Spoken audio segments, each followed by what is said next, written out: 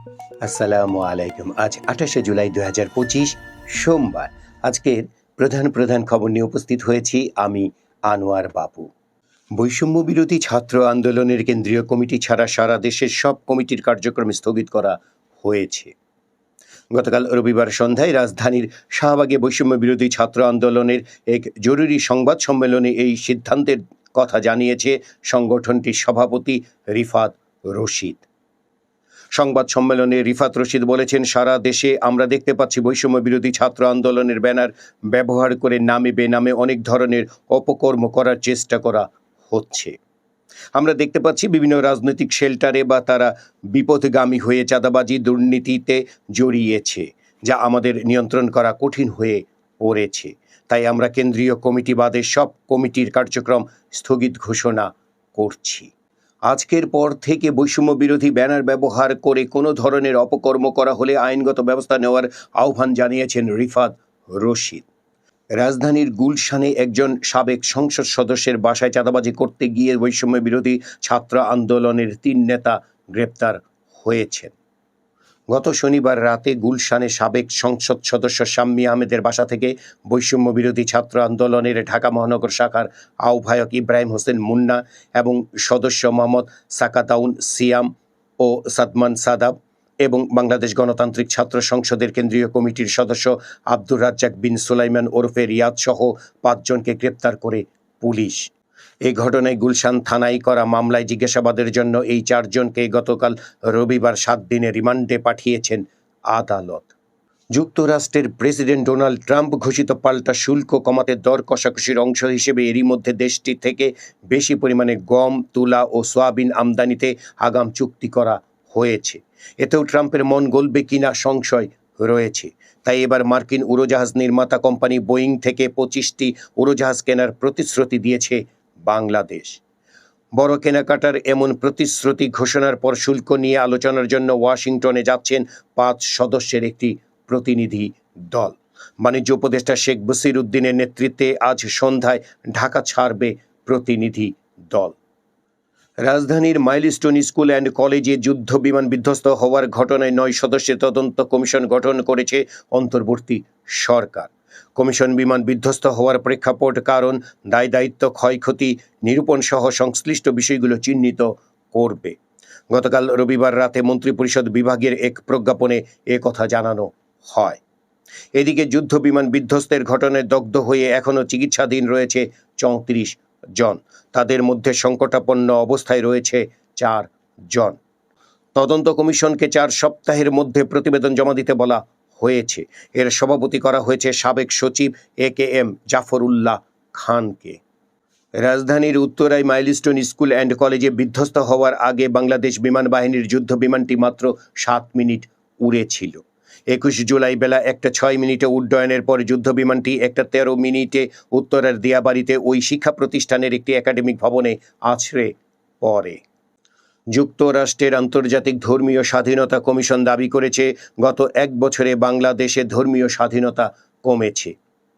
চলতি বছরের মে মাসে তাদের প্রতিনিধি দল দেশটি সফর করে এবং এরপরে তারা যে প্রতিবেদনে বলছে, ধর্মীয় সংখ্যালঘু সম্প্রদায়ের উপর ধারাবাহিক হামলার মধ্যে বাংলাদেশে ধর্মীয় স্বাধীনতা হ্রাস পেয়েছে। আন্তর্জাতিক ধর্মীয় স্বাধীনতা কমিশনের প্রতিবেদন প্রকাশের বিষয়টি জানিয়ে ২১ জুলাই দেওয়া এক বিজ্ঞপ্তিতে বলা হয়, বাংলাদেশে ২০২৪ সালের জুলাই মাসের গণবিক্ষোভের প্রেক্ষাপটে একটি অন্তর্বর্তী সরকার গঠিত হয়। এ সরকার বিভিন্ন ধরনের সংস্কার, সংশোধনী ও সাংবিধানিক পরিবর্তনের প্রস্তাব করলেও ধর্মীয় সম্প্রদায়ের মধ্যে অন্তর্নিহিত উত্তেজনা এখনও রয়ে গেছে। প্রতিবেদনে বলা হয়, প্রধানমন্ত্রী শেখ হাসিনার পদত্যাগের দাবিতে যে বিক্ষোভ হয়েছে তা সহিংস উপায়ে দমনের পর হিন্দু জনগোষ্ঠী, তাদের সম্প্রদায়ের সদস্য ও মন্দিরের উপর আক্রমণ ও ভাঙচুর বেড়েছে বলে দাবি করেছে। এক ব্যক্তি জীবনে সর্বোচ্চ ১০ বছর প্রধানমন্ত্রী পদে থাকতে পারবেন। জাতীয় ঐক্যমত্য কমিশনের এমন সিদ্ধান্তে একমত হয়েছে রাজনৈতিক দলগুলো। এছাড়া পুলিশ বাহিনীর পেশাদারত্ব ও দায়বদ্ধতা নিশ্চিত করা এবং পুলিশি সেবাকে জনবান্ধব হিসেবে প্রতিষ্ঠিত করার লক্ষ্যে একটি স্বাধীন পুলিশ কমিশন গঠনের প্রস্তাবেও একমত হয়েছে দলগুলো। গতকাল রবিবার রাজধানীর ফরেন সার্ভিস একাডেমিতে জাতীয় ঐক্যমত্য কমিশনের দ্বিতীয় ধাপের সংলাপে এই দুটি বিষয়ে ঐক্যমত্য হয়। বিএনপির আমলে চট্টগ্রামে 10 ট্রাক অস্ত্র চোরাচালানের ঘটনায় বাংলাদেশের সার্বভৌমত্ব হুমকির মধ্যে পড়েছে বলে মন্তব্য করেছেন জাতীয় নাগরিক পার্টি এনসিপির মুখ্য সমন্বয়ক নাসির উদ্দিন পাটোয়ারি। গতকাল রবিবার নেত্রকোনা শহরের এনসিপির দেশ গড়তে জুলাই পদযাত্রা কর্মসূচির অংশ হিসেবে নেত্রকোনা শহরের মুক্তারপাড়া এলাকার পুরনো কালেক্টরেট মাঠে আয়োজিত পথসভায় তিনি এ মন্তব্য করেন। এই মন্তব্যের প্রতিবাদে নেত্রকোনার মদনে বিক্ষোভ মিছিল ও প্রতিবাদ সমাবেশ করেছে স্থানীয় বিএনপির নেতা কর্মীরা। নাসিরুদ্দিন পাটোয়ারি আরও বলেন, আমি বাবর ভাইকে অর্থাৎ সাবেক স্বরাষ্ট্র প্রতিমন্ত্রী লুৎফুর জামান বাবরকে সম্মান করি। তিনি কারা নির্যাতিত নেতা, কিন্তু আপনার ওই কাজ আমি সমর্থন করি না। আপনার এই কাজের কারণে বিএনপি ক্ষমতায় আসতে পারেনি। রংপুরের গঙ্গাচড়ায় ফেসবুকে ধর্মীয় কটূক্তির অভিযোগে এক যুবককে গ্রেপ্তার করেছে পুলিশ। গত শনিবার সন্ধ্যায় উপজেলার বেদগাড়ি ইউনিয়নের একটি গ্রাম থেকে তাকে আটকের পর গতকাল রবিবার গ্রেপ্তার দেখানো হয়। এদিকে ধর্মীয় কটূক্তির অভিযোগে পাশের এলাকা থেকে লোকজন এসে এক দফায় ওই যুবকের বাড়ি মনে করে অন্য একজনের বাড়িতে ভাঙচুর চালায়।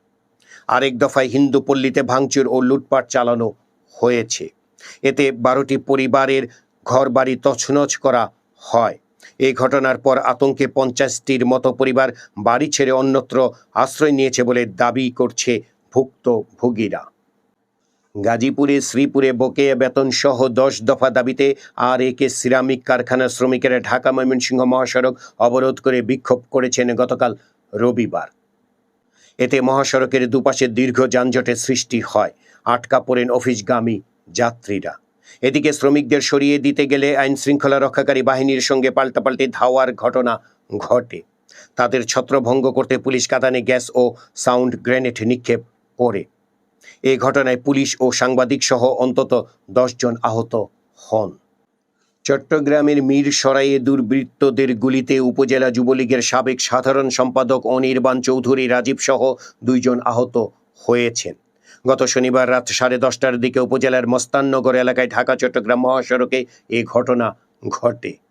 জামালপুর 5 আসনের সাবেক সংসদ সদস্য মুজাফর হোসেন ও তার 2 ছেলে রাইসুল হাসান ও এএসএম রাকিবুল হাসানের নামে মামলা করা হয়েছে। গতকাল সদর থানার ওসি জানান, গত শুক্রবার দুপুরে গণ অধিকার পরিষদের জেলা শাখার সভাপতি ইকবাল হোসেন মামলাটি করেছেন। এতে জেলা আওয়ামী লীগের সভাপতি অ্যাডভোকেট বাকিবিল্লাহ, সাবেক সাধারণ সম্পাদক ফারুক আহমেদ চৌধুরীকেও আসামি করা হয়। মামলায় 2021 সালে বিজয় দিবসে শহীদদের প্রতি শ্রদ্ধা নিবেদন করতে পুরনো বাস স্ট্যান্ড এলাকায় সমবেত হলে আসামিরা হামলা করেন বলে অভিযোগ আনা হয়। 24-এর গণ অভ্যুত্থানের পর বাংলাদেশ জাতীয়তাবাদী দলের রাজনৈতিক প্রভাব যেমন বেড়েছে, তেমনি দলটির আয়ও এসেছে চাঙ্গা ভাব। 1 বছরের ব্যবধানে বিএনপির আয় বেড়েছে 14 গুণ। নির্বাচন কমিশনে জমা দেওয়া দলের আয় ব্যয়ের হিসাব থেকে এ তথ্য জানা গেছে। সারা দেশে গত 24 ঘন্টায় ডেঙ্গুতে আরও 3 জনের মৃত্যু হয়েছে, আর হাসপাতালে ভর্তি হয়েছেন 409 জন রোগী। 5 মাস 10 দিনের মাথায় অবশেষে আগামীকাল মঙ্গলবার থেকে খুলনা প্রকৌশল ও প্রযুক্তি বিশ্ববিদ্যালয় কুয়েটের ক্লাস শুরু হচ্ছে। ক্ষমতার অপব্যবহার করে 3 কোটি টাকার অবৈধ সম্পদ অর্জন এবং 12.5 কোটি টাকার সন্দেহভাজন লেনদেনের অভিযোগে পলাতক সাবেক প্রধানমন্ত্রীর বোন শেখ রেহানার ছেলে রাদওয়ান মুজিব সিদ্দিক ওরফে ববির বিরুদ্ধে গতকাল মামলা করেছে দুর্নীতি দমন কমিশন। যারা নির্বাচনকে ভয় পায় তারা এনজিও করুক, রাজনীতির দরকার নেই। গতকাল এমনটাই বলেছেন বিএনপির স্থায়ী কমিটির সদস্য আমির খসরু মাহমুদ চৌধুরী। আন্তর্জাতিক খবরে দেখা যাচ্ছে, চলমান সীমান্ত সংঘাতের মধ্যেই যুদ্ধবিরতি আলোচনা শুরুর বিষয়ে একমত হয়েছে থাইল্যান্ড ও কম্বোডিয়া। গত শনিবার ট্রুথ সোশ্যালে দেওয়া পোস্টে মার্কিন প্রেসিডেন্ট ডোনাল্ড ট্রাম্প এ তথ্য জানিয়েছেন। ব্যাংকিং সেক্টরের খবরে দেখা যাচ্ছে, সিটি ব্যাংকের পরিচালনা পর্ষদের নতুন চেয়ারম্যান নির্বাচিত হয়েছেন উদ্যোক্তা পরিচালক হোসেন খালেদ। গতকাল ব্যাংকটির পর্ষদ সভায় সদস্যদের সর্বসম্মত ভোটে তিনি নির্বাচিত হন। 7 বছর ধরে তিনি ব্যাংকের ভাইস চেয়ারম্যান হিসেবে দায়িত্ব পালন করছিলেন। ফার্স্ট সিকিউরিটি ইসলামী ব্যাংক এখন কার্যত ভেঙে পড়েছে। গ্রাহক চাইলেও টাকা তুলতে পারছেন না। ব্যাংকের কাছে 196টি প্রতিষ্ঠানের থেকে আদায়যোগ্য ঋণ 51,025 কোটি টাকা। এর 95% এখন খেলাপি। সবচেয়ে ভয়াবহ দিক হলো এস আলম গ্রুপ একাই ভুয়া কোম্পানির নামে তুলে নিয়েছে প্রায় 40,000 কোটি টাকা। ভারতের অভিনেত্রী মাধুরী দীক্ষিতকে নিয়ে বিনোদনের খবরে দেখা যাচ্ছে ভারতের অরুণাচল প্রদেশে অভিনেত্রী মাধুরী দীক্ষিতের নামে একটি হ্রদ আছে। হ্রদটির আসল নাম সতেংশ্বর লেক হলেও অনেকে এটিকে মাধুরী লেক বলে চেনেন। ৯০-এর দশকে শাহরুখ মাধুরী অভিনীত কয়লা সিনেমার শুটিং হয়েছিল সেখানে। নয়াভিরাম এ হ্রদের ধারে মাধুরীর নাচের দৃশ্য খুব জনপ্রিয় হয়, সেই থেকে লোকমুখে হ্রদটির নাম হয়ে যায় মাধুরী লেক। এই ছিল আজকের প্রধান প্রধান খবর। আমাদের এই খবর নিয়ে আপনার কোনো মতামত থাকলে কমেন্ট বক্সে জানাতে পারেন, আর আমাদের চ্যানেলটি সাবস্ক্রাইব করে আমাদের সাথেও থাকতে পারেন।